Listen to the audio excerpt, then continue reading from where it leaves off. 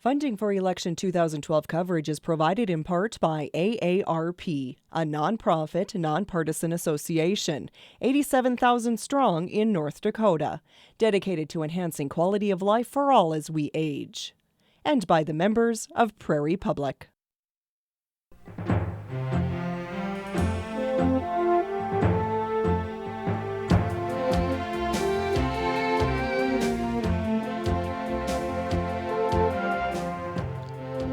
Welcome to Prairie Public's continuing coverage of Election 2012. I'm Matt O'Lean. This is the debate for North Dakota's lone congressional seat. My guests today are Republican Kevin Cramer and Democrat Pam Gulleson. Both candidates will have a 1-minute opening and closing statement, and we'll have debates and topic discussions in between chosen by me and our co-sponsor AARP of North Dakota.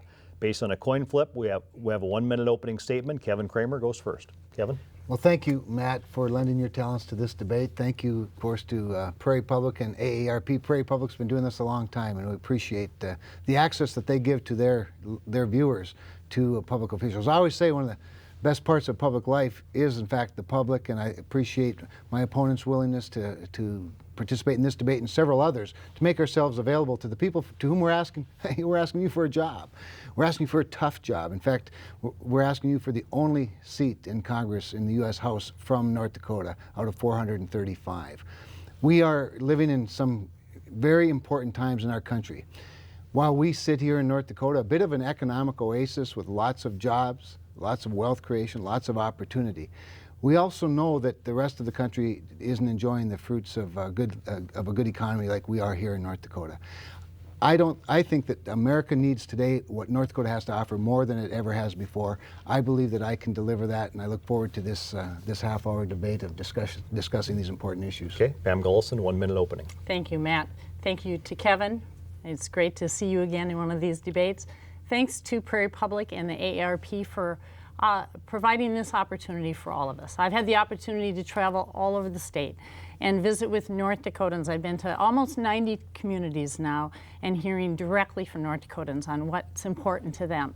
And let me tell you, one and the same, they all say the same. They want our Congress to start working together, to come together, to solve these big challenges. We know we've got to address the deficit. We know we've got to start balancing our budget and solving the challenges around Social Security and Medicare, and we can do all of that. You know, I grew up on a farm. I grew up on a dairy farm. I know all about hard work. I know about getting the job done. My husband Bill and I continue to farm today with our 3 sons. We're blessed each and every day to be working with them. So as I enter this race, it's all about the future for me. It's my family, it's everybody's family. It's about North Dakota, and it's about what's good for this country. Okay, that's 1 minute. Thank you, Pam. Thank you, Kevin. Let's get right to the issues. President Obama and the House Republicans, of course, have been fighting for 2 years. Gridlock is the norm in Washington. Congress's rating is at an all-time low. If elected, how do each of you propose to help change this atmosphere, understanding that towing the party line is sometimes expected in D.C., and compare and contrast your approach to this with your opponent on these key issues? Pam, go first. Well, I was a longtime state legislator. I served in the legislature for 16 years. There's a time for debate. There's a time to discuss the issues at length, but then there's a time to come together. And that's what I'll do again. I think of all of the big challenges that we face. And we just saw a year ago in August, as we tried to address one of our greatest challenges, which is the deficit, people stepped away from the table. They refused to come together and solve those big challenges. We simply cannot do that. We do have to look at what we've done so well in this state. We've been able to grow our economy. We've balanced our budget. I've been part of that as a legislator, and I'll do it again in Congress. Okay, Kevin Cramer, response? Well, I think you raised an interesting point about a divided Congress and the gridlock, but I would remind people that in 2008, Barack Obama came in with one of the larger margins of victory in recent history for a president. He had a Democrat House, a Democrat Senate. They had everything, and the result was Obamacare, more regulations, and the country said, well, you know what, maybe divided government isn't that bad. So one of the things I'd say, Matt, is that I think that our politics is a reflection of our culture. Unfortunately, our nation's divided, and it demands some leadership, I think, to try and bring us back together under some common goals. And that's really the job of the president as much as anything, and each member of Congress back in their home district and in their home state.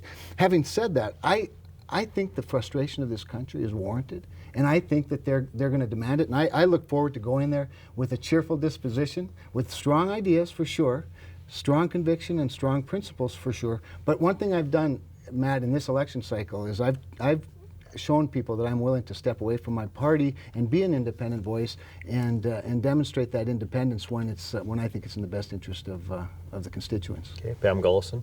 Well, so much of what I hear here is the same. We have these extremist groups that have come to Washington, D.C., members of the Tea Party. My opponent is a member. Club for Growth, people who've signed the Grover Norquist Pledge. My opponent has signed that pledge. The only pledge I'll ever sign is to the people of North Dakota and to this great country. But that's what has caused part of this problem. There's such partisan gridlock. People that are not willing to step away from deep-seated ideology and yet put country first. And that's what's causing so much of the challenges here. We've got to get back to the table. We've got to remind ourselves that there is always a place for debate. But in the end of the day, we've got to do what's right. We've got to come to the table and make decisions that work for this country. Okay, Kevin Cramer, last word, and then we'll move on to another issue. Sure.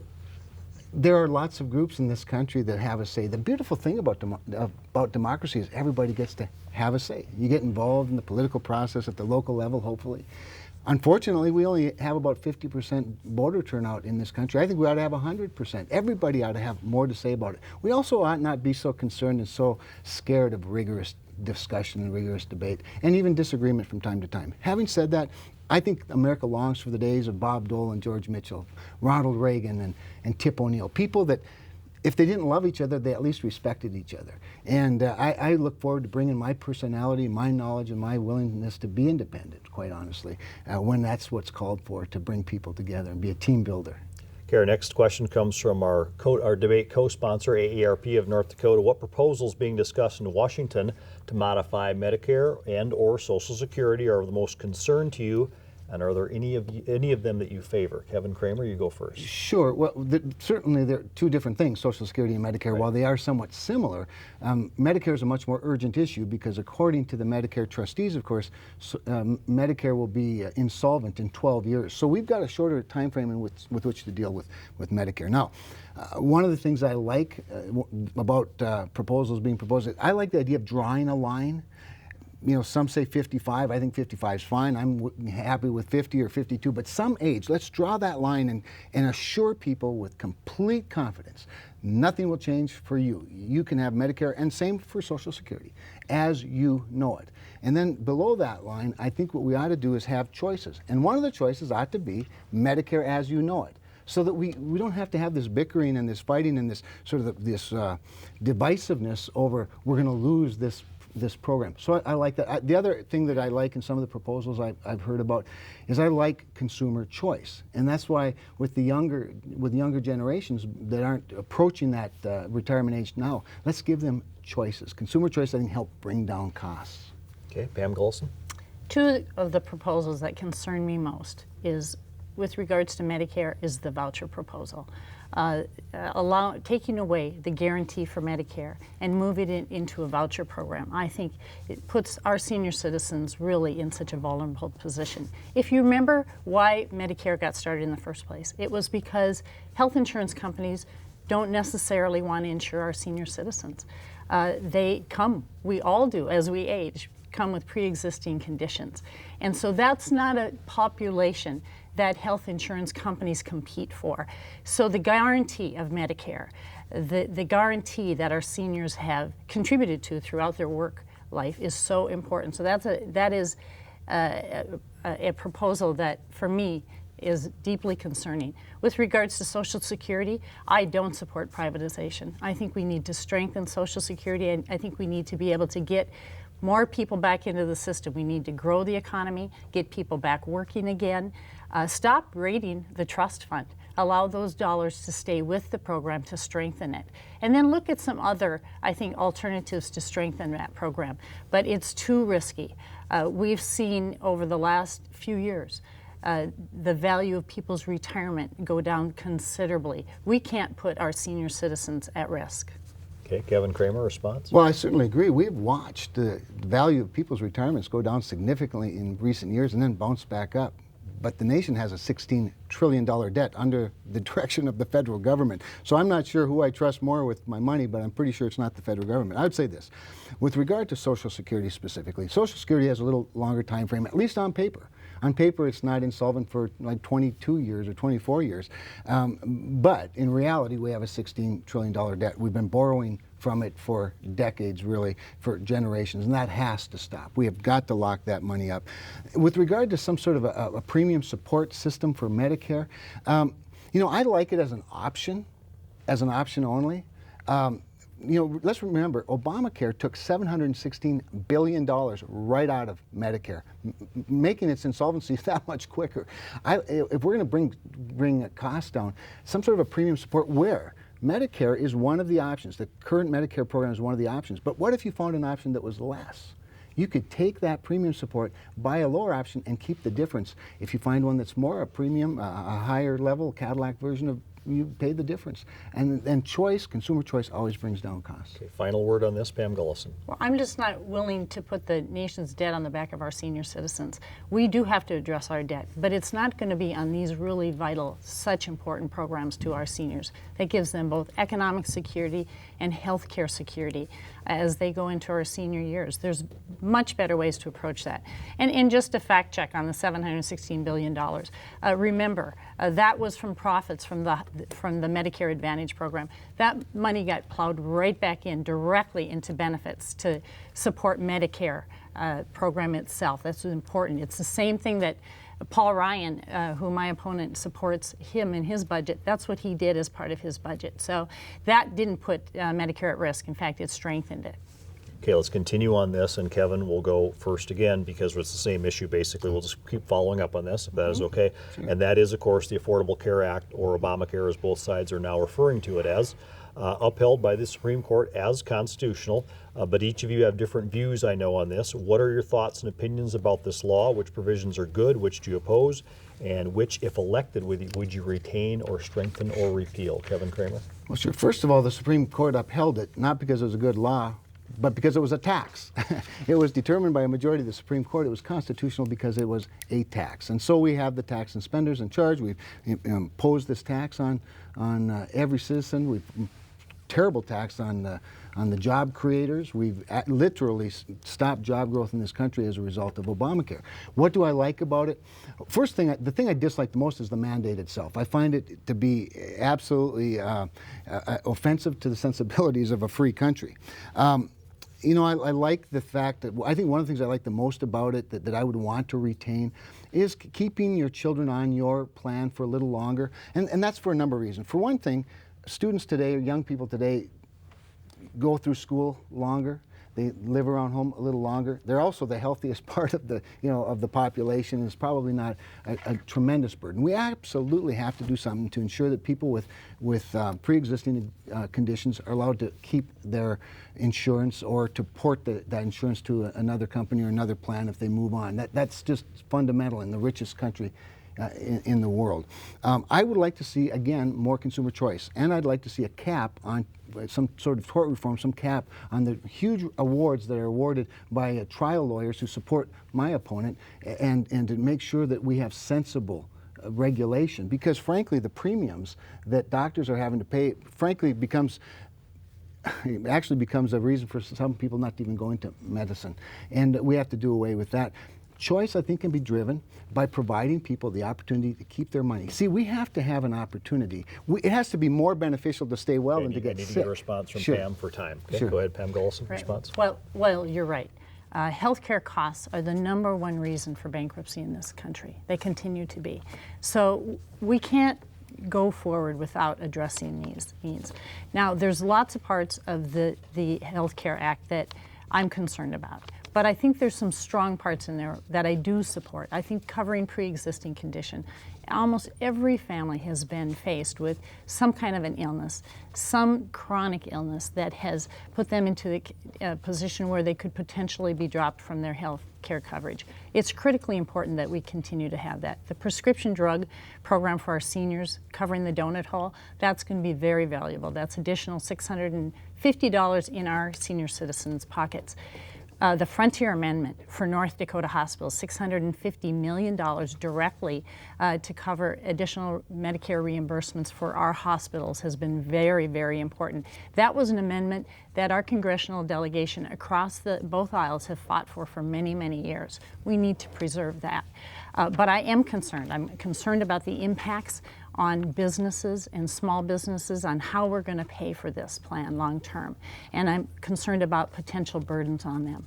We'll have to watch that very closely as we roll out this and be prepared to address that with reforms, I think, long term, because we don't want to impact the very people who are helping grow this economy with this Health Care Act. Okay, Kevin Cramer, response? Well, several things. One of the things that concerns me a lot is in the current system, and Obamacare certainly did nothing to impact this, you don't get to collect insurance unless you get sick. We've created this perverse incentive to go to the doctor instead of try to find ways to stay healthy. We need to create an incentive for people to stay healthy, allowing them to keep more of their own money and then shop for health care, by the way, whether it's a health care savings account or something like that, actually gives people choice and again helps bring down cost. Obamacare is a requirement if you have 50 employees or more in your business. Why would you employ the 50th person if a tax kicks in? It also has extra burdens if you work 30 hours a week. If your employees work 30 hours a week or more, that's considered full-time. Well, guess what?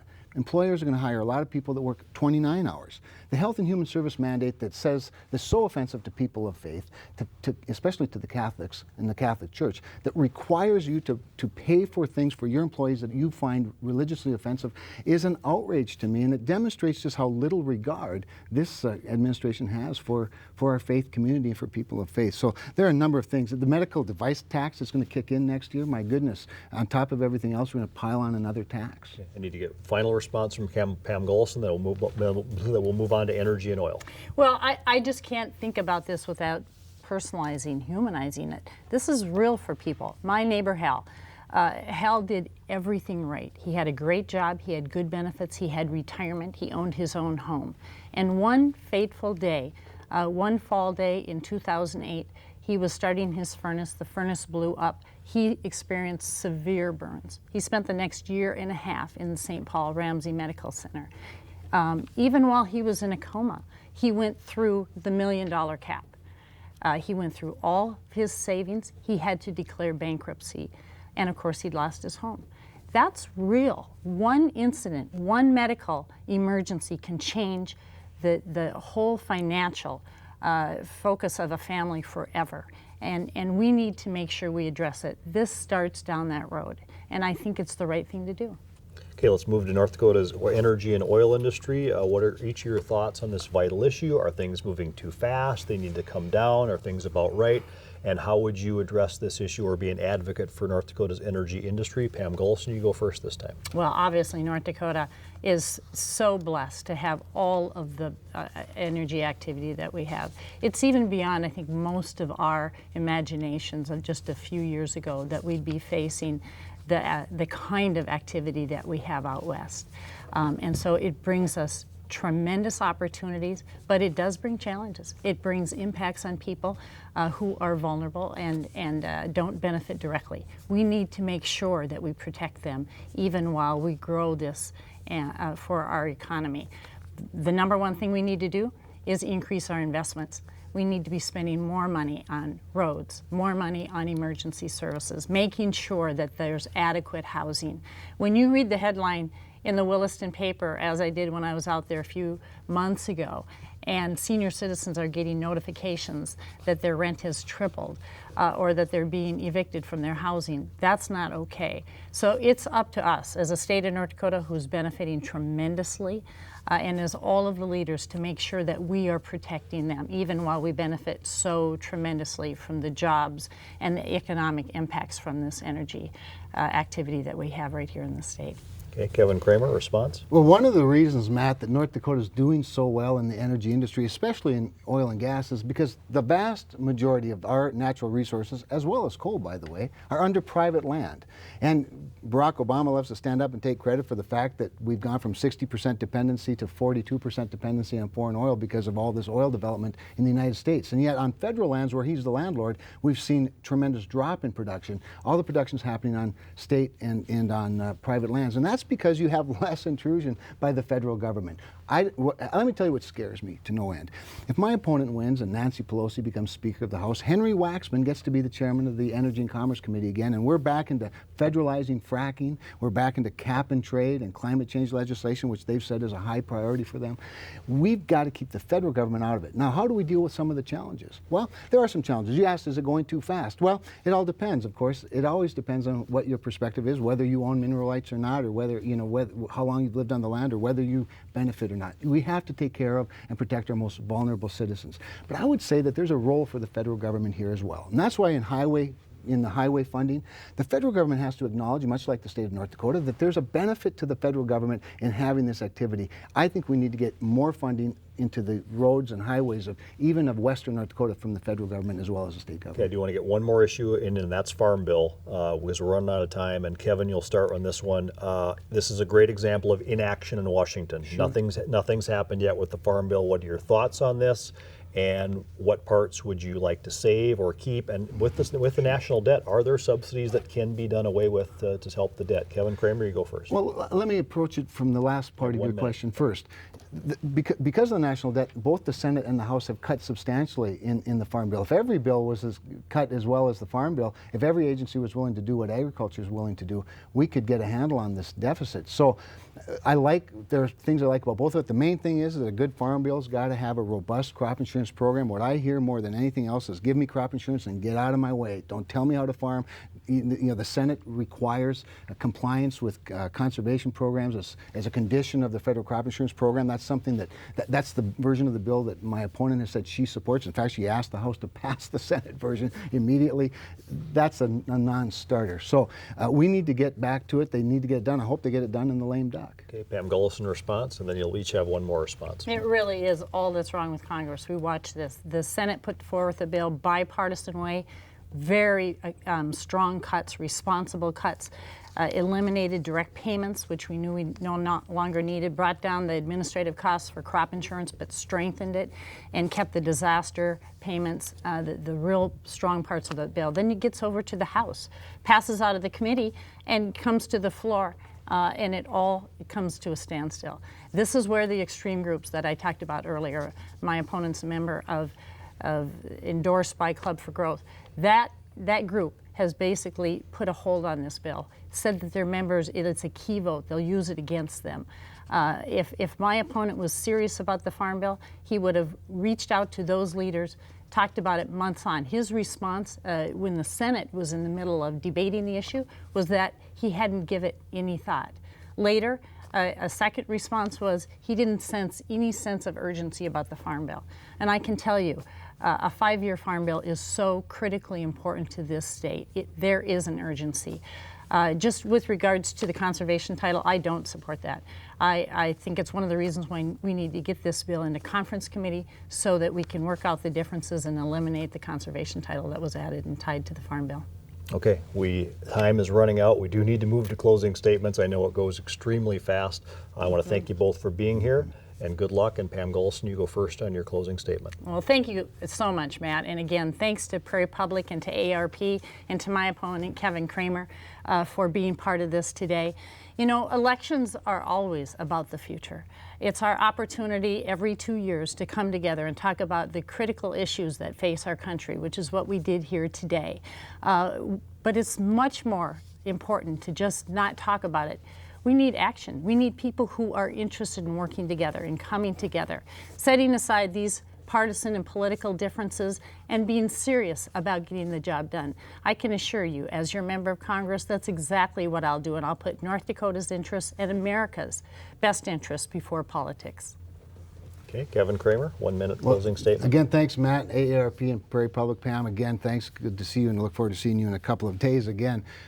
These last 10 years have been remarkable for me in North Dakota. You've given me the great honor of being your Public Service Commissioner, re-electing me in 2010 again to really be part of overseeing the most dynamic economy in this country, really the envy of the world. Many times I say to people that coming from North Dakota now carries with it a brand that is second to none, and people notice that around the country and acknowledge it. I look forward to someday taking this to the next level in Congress, if you give me that great honor and that privilege, and you can have this assurance from me.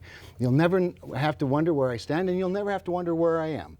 I'll always be available and accessible. I put my personal phone number on my official card at the Public Service Commission. I always hand out my cell number. I love public debate like this, and I love public hearings. I've literally been over hundreds of them that I've overseen because I love the public. And I say to people and politicians that the politician that doesn't let the public have access to them not only robs the public of their opportunity, but robs the politician of the public's wisdom. So I ask for your support and ask for your vote on November 6th, and thank you.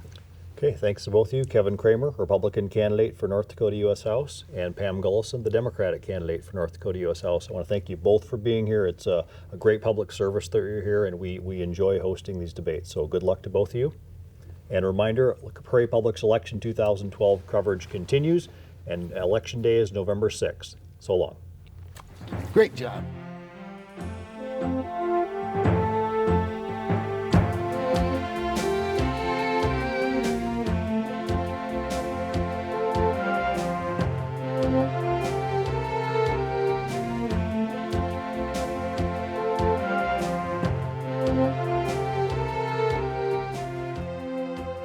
Funding for Election 2012 coverage is provided in part by AARP, a nonprofit, nonpartisan association, 87,000 strong in North Dakota, dedicated to enhancing quality of life for all as we age, and by the members of Prairie Public.